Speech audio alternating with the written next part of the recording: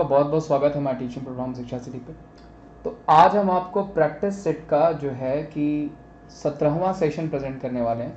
अभी तक मैंने 16 सेशन प्रेजेंट कर रखे हैं, जिसकी प्लेलिस्ट मैंने बना दी है, जाके देख लीजिएगा। प्लस करंट अफेयर की भी प्लेलिस्ट बना दी है, जरूर देख लीजिए। प्लस जी के स्पेशल टॉपिक मैं प्रेजेंट कर रहा हूँ, उसकी भी प्लेलिस्ट बना दी है, जिसमें कल ही मैंने आपको अपकमिंग गेम्स प्रेजेंट किए, वो भी जा करके देख लीजिएगा, क्योंकि ये सारे ही आपके लिए बहुत ज़्यादा इंपॉर्टेंट हैं। इनसे क्वेश्चन बनेंगे ही बनेंगे। और वीडियो अगर आपको जेन्युइन लगती है, सेशंस अच्छे लगते हैं, तो मैं आपसे यही कहूँगा, जो भी फॉर्मेलिटीज़ होती हैं, यानी जैसे सब्सक्राइब हो गया, शेयर हो गया, लाइक हो गया, ये आपके ऊपर है। अगर आपको जेन्युइन लगता है तो आप ज़रूर इसको जो है कि सब्सक्राइब, शेयर और लाइक करिए। नहीं लगता है तो बिल्कुल सजेस्ट करिए कि और क्या क्या करना चाहिए और क्या क्या चीज़ें इसमें ऐड करनी चाहिए, ताकि मैं आपको प्रोवाइड करा सकूँ, क्योंकि पढ़ाऊँगा तो मैं ज़रूर आपको। चले आगे बढ़ते हैं, पहला क्वेश्चन ले लेते हैं। पहला क्वेश्चन है कि दिल्ली में अलाउद्दीन खिलजी के शासनकाल की अवधि क्या थी। Very very important. देखिए अलाउद्दीन खिलजी से क्या क्या क्वेश्चन बन सकते हैं, सबसे इंपॉर्टेंट। तो अलाउद्दीन खिलजी से जो जो क्वेश्चन बनेंगे, जैसे कि अगर पूछा जाएगा कि बचपन का नाम क्या था अलाउद्दीन खिलजी के, तो जो 1 नंबर का क्वेश्चन है वो हो जाएगा आपका अली या गुरशास। क्या हो जाएगा? अली या गुरशास 1 नंबर का क्वेश्चन है, जो कि पूछा जा सकता है। प्लस सॉरी का किला को पूछा जाएगा, या जामेद खान मस्जिद पूछा जाएगा, तो वह सब किसके द्वारा बनाया गया? खिलजी के द्वारा बनाया गया। ठीक है, ध्यान रखिएगा 1206 से 1290 तक जो कार्यकाल चला था वो चला था गुलाम वंश का। ठीक है, गुलाम वंश का चला था। उसके बाद 1290 से 1320 तक जो चला था वो चला था खिलजी वंश का। ठीक है, इतना समझ में आ गया। इस क्वेश्चन का आंसर हो जाएगा 1296 से 1316। ठीक है, ऑटोमेटिक आप इसको एलिमिनेट करके भी कर सकते हैं, पूछा जा सकता है आपको। ठीक है, ध्यान रखिएगा। इस क्वेश्चन का आंसर क्या आ जाएगा? अलाउद्दीन खिलजी का शासनकाल तो वो 1296 से 1316 तक चला था। इसके गुप्तचरों को बरीद कहा जाता था। इसके काफी फेमस गुलाम का नाम मलिक गफूर, जो कि आपको पूछा जा सकता है। मलिक काफूर का नाम कई बार आपको पूछा गया है, जिसको आप 1000 दिनारी के नाम से भी जानते हैं। पूछा जाता है 1000 दिनारी कौन था, तो वो मलिक काफूर होता। साउथ इंडिया पे बहुत सारे साम्राज्य को जीता भी था। बक्सर का युद्ध कब हुआ था? When did the battle of Buxar take place? 1796, 1564, 1764 या फिर 1989। तो जो सही आंसर हो जाएगा दोस्तों वो हो जाएगा 1764। किसके किसके बीच हुआ था? मीर कासिम और हेक्टर मुनरो के बीच। पूछा जा सकता है किसके किसके बीच हुआ था, तो मीर कासिम और हेक्टर मुनरो के बीच हुआ था, जो कि आपको पूछा जा सकता है। Very very important. जबकि अगर प्लासी का युद्ध पूछा जाएगा तो बिल्कुल 1757 में सिराजुद्दौला और हेक्टर जो है आपका पूछा जा सकता है, आपका क्या नाम हो जाएगा? क्लाइव के बीच। ध्यान रखिएगा, क्लाइव और सिराजुद्दौला के बीच हुआ था, जो कि आपको पूछा जा सकता है 1757 में। ब्लैक हॉल से कौन संबंधित हो जाएगा?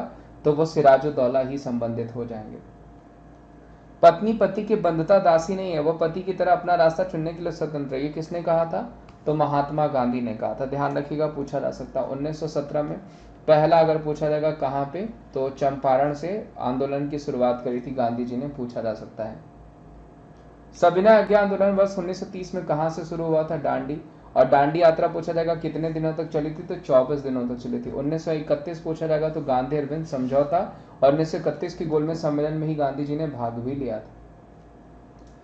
पृथ्वी के धरातल से वायुमंडल की निम्नलिखित संरचनाओं को व्यवस्थित करने, यानी arrange the following structure of the atmosphere from the surface of the earth. तो देखिए सबसे पहली अर्थ से अगर परत बात करें तो क्षोभ मंडल सबसे निचली, फिर उसके बाद समताप मंडल, मध्य मंडल और ताप मंडल हो जाएगा। ध्यान रखिएगा, पूछा जा सकता है 1 नंबर का क्वेश्चन है, बनता है क्वेश्चन पूछे। ज्योग्राफी मैंने पढ़ा रखी है, देख लीजिएगा, वहां सब डिटेल मिल जाएगा। किस प्रकार की मिट्टी की जल धारण की क्षमता सर्वाधिक होती है? तो वो क्या हो जाएगा? काली मिट्टी। काली मिट्टी की सर्वाधिक होती है, चिकनी मिट्टी की होती है, दोमट मिट्टी की होती है। ठीक है, जिस प्रकार की मिट्टियों की क्षमता क्या होती है वो सर्वाधिक होती है, पूछा जा सकता है आपको। निम्नलिखित में से कौन सी नदी पश्चिम दिशा में बहती है? तो वो क्या हो जाएगी? नर्मदा। ध्यान रखिएगा कि जो पश्चिम दिशा में कौन सी नदी बहती है तो वो हो जाएगी नर्मदा। ये भी पूछा गया कई बार आपको। डिस्ट्रिक्ट रूरल डेवलपमेंट संस्था किस वर्ष स्थापित की गई थी? तो वो करी गई थी 1980 में। कब करी गई थी? 1980 में करी गई थी, पूछा जा सकता है। किस वर्ष में प्रथम बार बैंकों का राष्ट्रीयकृत हुआ था? तो देखिए 14 बैंकों का राष्ट्रीयकरण कब हुआ था? तो वो हुआ था 1969 में। दोबारा 6 बैंकों का फिर राष्ट्रीयकरण किया गया, टोटल 20 बैंक हो गए। और दोबारा 6 बैंकों का जो राष्ट्रीयकरण किया गया था वो 1980 में किया गया था। ध्यान रखिएगा, 14 बैंकों का राष्ट्रीयकरण सबसे पहली बार 1969 में, दूसरी बार 1980 में, जिसमें 6 बैंक का राष्ट्रीयकरण किया गया था।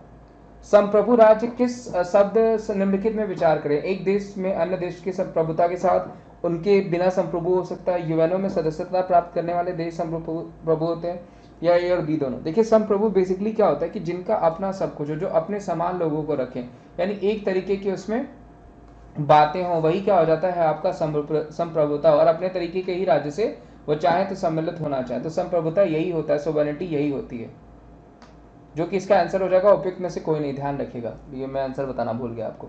निम्नलिखित में से कौन सी पंचायत के विकास के लिए सुझाव देने वाली सर्वप्रथम समिति है? तो देखिए पंचायती राज व्यवस्था जो है हमारे यहाँ 3 टियर चलती है, वो बलवंत राय मेहता समिति के द्वारा दी गई थी, अशोक मेहता के द्वारा 2 टियर दी गई थी। और पंचायती राज व्यवस्था 1959 में शुरू हुई थी नागौर जिले से। और नागौर कहाँ हो जाएगा?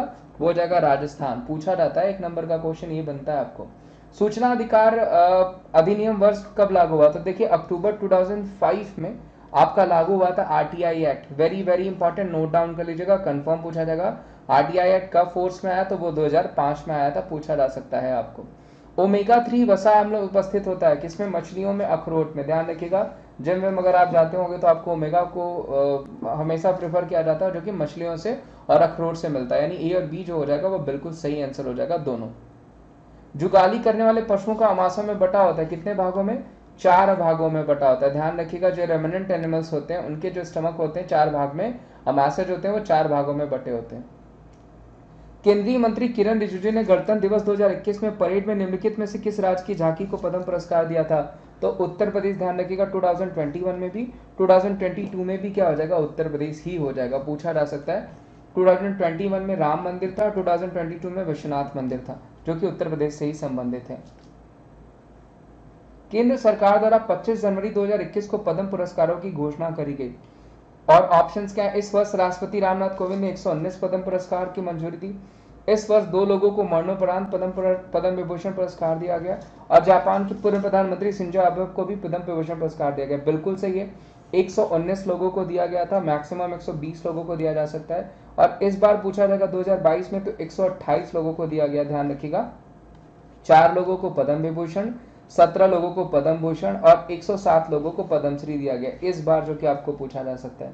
तो इस क्वेश्चन का आंसर क्या हो जाएगा? ये सभी हो जाएगा। ध्यान रखिएगा, 2021 का पूछा गया, 25 जनवरी को दिया जाता है।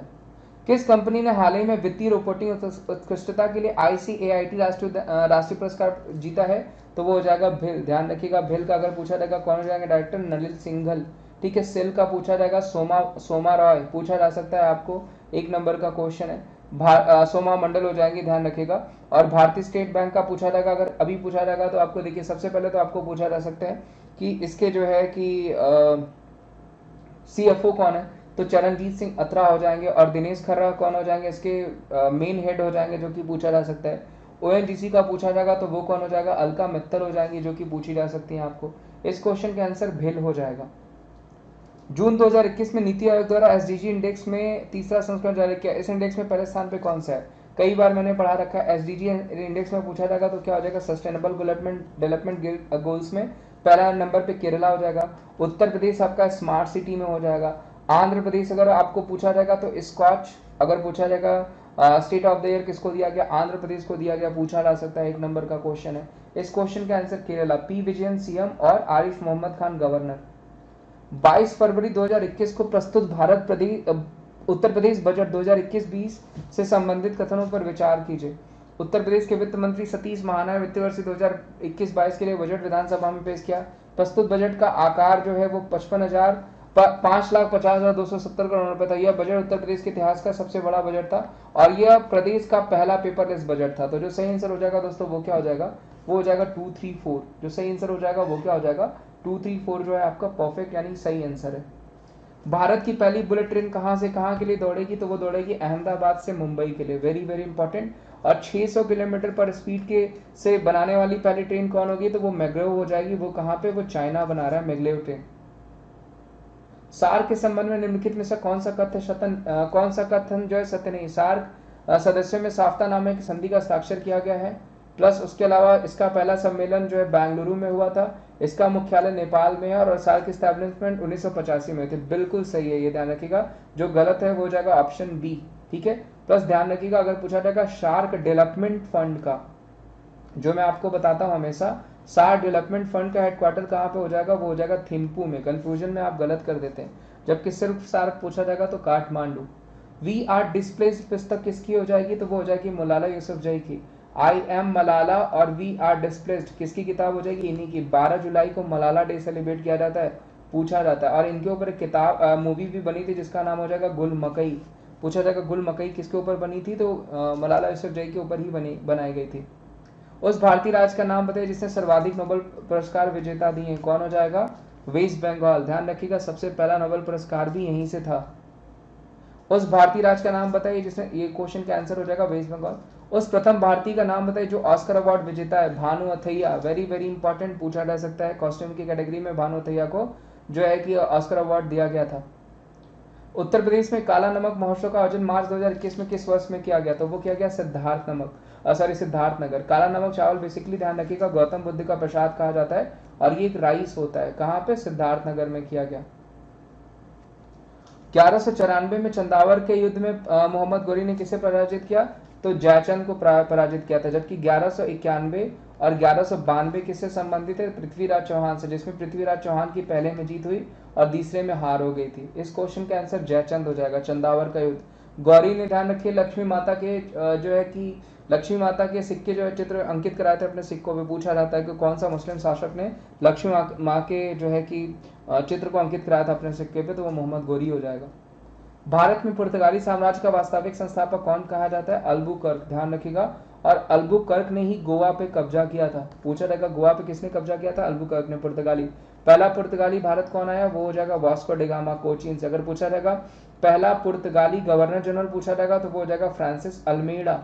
नोट डाउन कर लीजिएगा, पूछा जा सकता है, कौन हो जाएगा, फ्रांसिस अल्मेडा। इस क्वेश्चन के आंसर अल्बुकर्क। 1759 में वेदरा की लड़ाई किसके किसके मध्य हुई, तो वो डच और अंग्रेजों के बीच हुई थी, जो कि पूछा जा सकता है। और अगर पूछा जाएगा कि वांडीवास, तो वो हो जाता 1760 में, वो अंग्रेज और फ्रांसीसियों के बीच हुई थी, जो कि पूछा जा सकता है। भारत में रैयतवाड़ी बंदोबस्त का शुरुआत सर्वप्रथम कहाँ की गई थी, तो ध्यान रखिएगा 1802 में। ये तमिलनाडु मद्रास से शुरू करी गई थी सबसे पहले 1792 में। बेसिकली आपको 1802 हो जाता है रैयतवाड़ी बंदोबस्त का जो है कि एस्टैब्लिशमेंट पूछा जाएगा तो, प्लस टॉमस मुनरो, ध्यान रखिएगा, पूछे जाते हैं। और इस क्वेश्चन का आंसर हो जाएगा तमिलनाडु, मद्रास से शुरू किया गया था। तो दोस्तों ये आज के क्वेश्चन थे। उम्मीद करता हूँ ये सेशन आपको अच्छा लगा होगा। तकरीबन 30 क्वेश्चन मैंने आज आपको प्रेजेंट किए, प्लस एक्स्ट्रा डिटेल्स में भी तकरीबन मैंने आपको उतने ही क्वेश्चन प्रेजेंट किए। तो अगर ये सेशन आपको अच्छा लगा होगा तो बस यही कहूँगा कि ज़्यादा से ज़्यादा लाइक करेगा, चैनल पर नए होंगे तो चैनल को जरूर सब्सक्राइब करेगा और ज़्यादा से ज़्यादा इसको शेयर भी करिएगा, ठीक है। प्लस अगर आपको वीडियो अच्छी लगती है तो इसको फॉरवर्ड भी करिए लोगों तक, और मैं आपको ऐसे ही प्रैक्टिस सेट्स प्रेजेंट करते रहूँगा।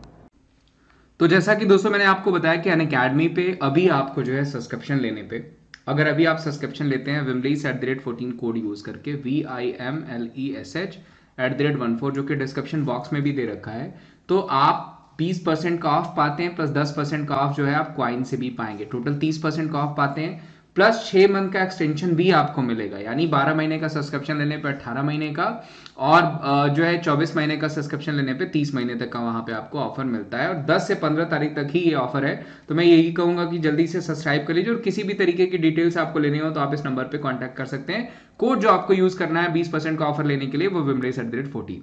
उम्मीद करता हूँ वीडियो, अगर आपको ये पूरी वीडियो जो मैंने स्ट्रेटेजी की प्रेजेंट करी अच्छी लगी होगी, तो आप इसे ज्यादा से ज्यादा लाइक करेगा, चैनल पर नए होंगे तो चैनल को जरूर सब्सक्राइब करेगा, वीडियोस को ज्यादा से ज्यादा शेयर करेगा। थैंक यू सो मच, मिलते हैं अगले वीडियो में।